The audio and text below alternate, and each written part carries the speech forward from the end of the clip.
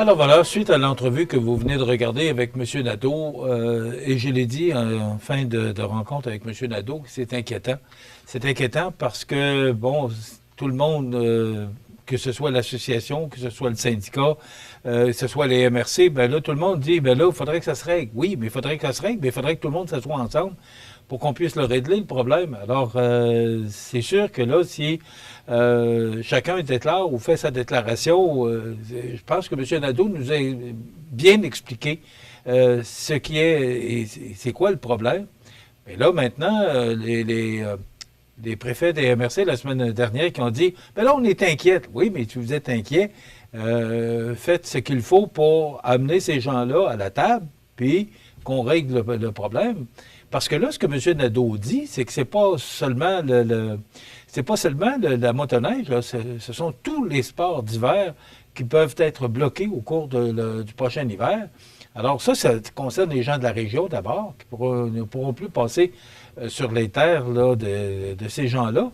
Mais en plus, c'est que au niveau de tout ce qui regarde le tourisme dans la région, le tourisme d'hiver, là, ça peut concerner beaucoup de monde. Il me semble que les temps sont déjà assez difficiles de même, qu'on n'a pas besoin de s'embarquer dans une situation comme ça. Alors, moi, j'invite tout le monde à s'asseoir à la table, là, que ce soit, parce que l'an passé, M. Nadeau nous le racontait, l'an passé, les préfets de la MRC ou les maires, je ne me souviens pas, là, mais quand même, ce sont les MRC qui ont demandé à M. Nadeau et à l'association des propriétaires de boisés, est-ce que vous pouvez nous donner un délai? Est-ce que vous pouvez le réouvrir parce qu'ils avaient fermé quelques jours? Pouvez-vous les réouvrir? Donnez-nous du temps, puis on va faire ce qu'il faut.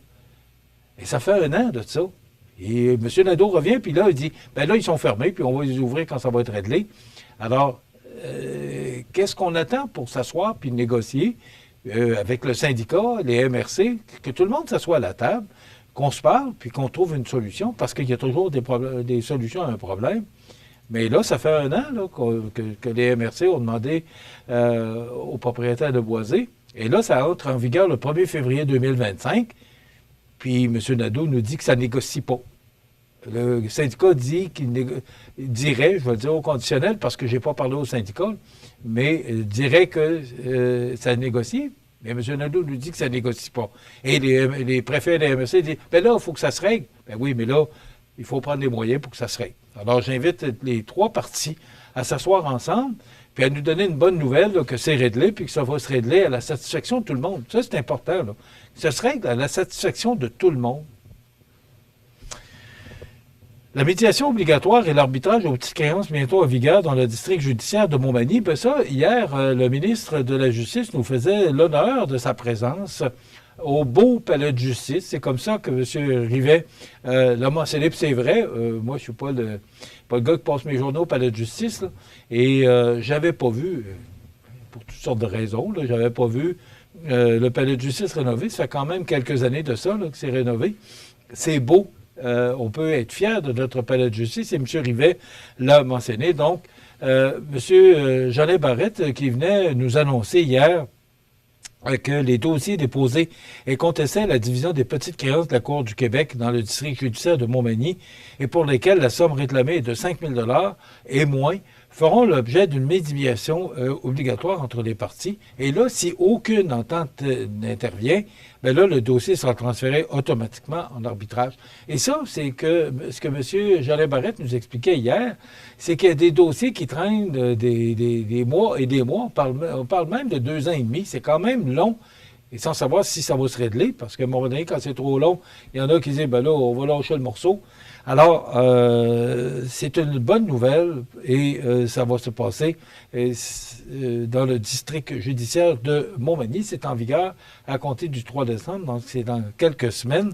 Et aussi, ce qu'on nous mentionne, là, c'est que ce dossier-là, oui, la médiation obligatoire, c'est déjà implanté ailleurs, là, entre autres à Laval, Longueuil, Richelieu, Saint-Hyacinthe, Québec, Beauce, Iberville, Rimouski et Kamouraska. Donc, c'est une belle nouvelle pour les gens là, qui sont concernés par ces dossiers-là. Donc, c'est une bonne nouvelle. La médiation obligatoire et de l'arbitrage aux petites créances dans le district judiciaire de Montmagny, en vigueur dès le 3 décembre pour les dossiers de 5 000 $ et moins. 50 postes de directeurs et directrices de scrutin sont à pourvoir partout au Québec et on recherche des gens principalement aussi dans les circonscriptions de Bellechasse et de Côte-du-Sud. Donc, si ça vous intéresse, vous n'avez qu'à communiquer avec Élections Québec et on va vous donner toutes les informations nécessaires pour que vous puissiez faire ou présenter votre nom pour ce poste, mais on va procéder à certaines vérifications, c'est normal, là, mais on pourrait vous confirmer dans les prochains jours là, que vous pourriez être directeur ou directrice du scrutin pour la région ou la circonscription de Côte-du-Sud ou encore de Bellechasse. Donc, on en cherche partout au Québec. Là. Il y a quand même une longue liste dans toutes les régions administratives là, où l'on cherche ces gens-là, mais on a quand même le temps. La prochaine élection est le 5 octobre 2026. Aussi, une bonne nouvelle, la boutique de Noël en ligne de Tourisme Chaudière-Appalaches, qui est plus généreuse que jamais. Donc, c'est Tourisme Chaudière-Appalaches qui mène le bal avec cette boutique de Noël en ligne et vont remettre 1% aux maisons des familles de notre région, de Chaudière-Appalaches. Donc, c'est une belle nouvelle aussi. 1% de toutes les ventes de la boutique en ligne, la boutique de Noël en ligne, iront aux maisons de la famille. Bon, est-ce que vous avez fait comme moi hier soir? Est-ce que vous êtes resté rivé devant votre téléviseur et avez regardé les élections présidentielles? Est-ce qu'on est surpris? Est-ce qu'on n'est pas surpris? Pas tant. Moi, en tout cas, je n'ai pas été tant surpris parce que vers la fin, on voyait les sondages. Il y avait aussi la bourse là, qui annonçait que déjà les gens qui étaient sur la bourse, les différentes bourses, annonçaient qu'ils prévoyaient une victoire de M. Trump. Ça sentait ça. C'est quand même une belle campagne pour Mme Harris, mais il faut comprendre que Mme Harris a eu 3 mois pour se préparer, un petit peu plus de 3 mois, là, alors que M. Trump, et depuis qu'il a perdu les élections en 2020, il est en élection pour 2024, c'est ce qu'on peut dire. Donc, le résultat, là, à 7h54, heure normale de l'Est ce matin, donne 277 grands électeurs à M. Trump. Et, excusez-moi, je suis sur le bord d'éternuer. Donc, 277 grands électeurs à M. Trump et 224 pour Mme Harris. M. Trump qui avait, en 7h54, 51% des voix contre 47% pour 47,5% pour Mme Harris. Donc, c'est une grosse défaite pour le Parti démocrate, mais il faut donner à César ce qui est à César. M. Trump a fait une grande campagne, Mme Harris aussi, mais comme je l'ai mentionné, là, M. Trump est en campagne depuis 4 ans, donc sûrement que ça a aidé. Puis aussi, je pense que les Américains voulaient du changement, sont inquiets pour leur économie, sont inquiets pour différents dossiers, entre autres l'immigration. Donc, pour l'instant, M. Trump est président désigné. C'est comme ça qu'on appelle le président élu, mais qui n'a pas été assermenté. Il sera assermenté au mois de janvier parce qu'il y a une série d'événements à passer avant d'être assermenté, mais il sera assermenté au mois de janvier prochain. Alors, d'ici là, c'est M. Biden qui demeure le président et sera là en poste jusqu'à la sermentation de M. Trump. On va surveiller les médias au cours des prochains jours, voire prochaines semaines, savoir s'il va être capable de rester tranquille, du moins jusqu'au mois de janvier, ou annoncer ses couleurs. On voyait différents pays ce matin sur RDI, LCN, là, annoncer leurs félicitations, entre autres. On a vu M. Macron qui veut travailler avec M. Trump dans le respect. M. Trudeau aussi, qui dit que la relation entre le Canada et les États-Unis a toujours été excellente et qu'il souhaite qu'elle se poursuive avec M. Trump.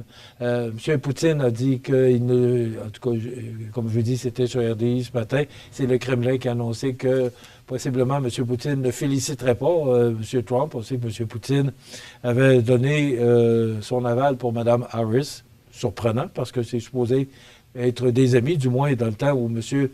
Trump était président, là, il semblerait que c'était des amis.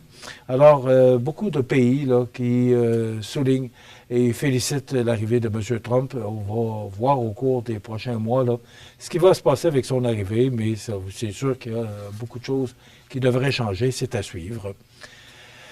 Dans l'actualité aussi, on parle du projet de voie de dépassement qui dérange. Là, c'est ce plan pour l'autoroute 20 qui est qualifié d'irresponsable par des élus du Bas-Saint-Laurent.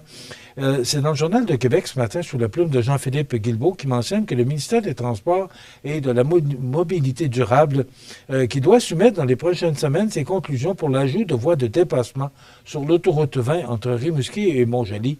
Un plan incomplet pour les élus de la région. Donc, on étudie ce scénario, là, le ministère qui étudie ce scénario depuis le dépôt en février dernier d'une pétition de plus de 10 000 signatures à l'Assemblée nationale demandant plutôt l'élargissement à 4 voies du tronçon autoroutier jugé dangereux par les résidents de la région. C'est vrai que pour avoir fait ce trajet souvent, c'est vrai que c'est un coin qui est dangereux parce qu'on sait que la veille se termine, là, du moins à 2 voies d'est en ouest, là, passer Rivière-du-Loup. On sait que c'est particulièrement dangereux. Alors, une histoire à suivre. Est-ce qu'on verra ou est-ce que le gouvernement donnera son aval pour ce projet-là? C'est à suivre.